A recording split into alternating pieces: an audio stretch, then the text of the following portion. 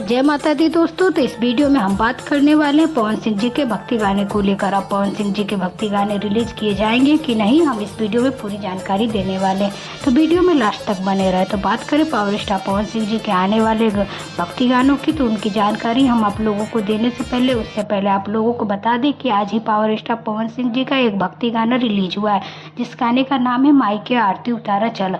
तो इस गाने में आपको पवन सिंह जी के साथ शिवानी सिंह की आवाज़ सुनने को मिलने वाली है और इस गाने में अभिनेत्री के रूप में चांदनी सिंह नजर आने वाली है। इस गाने को आदिशक्ति फिल्म्स के यूट्यूब चैनल पर रिलीज किया जा चुका है। अगर आप यह सॉन्ग सुन चुके हैं तो आपको कैसा लगा कमेंट्स बॉक्स में जरूर बताएं। अगर पावर स्टार पवन सिंह जी के आने वाले भक्ति गानों की बात करें तो अब पवन सिंह जी का भक्ति गाना नहीं आएगा, क्योंकि इस नवरात्रि में पवन सिंह जी के 3 ही गानों की शूटिंग हुई थी, जिनमें से तीनों गाने यूट्यूब पर रिलीज हो चुके हैं।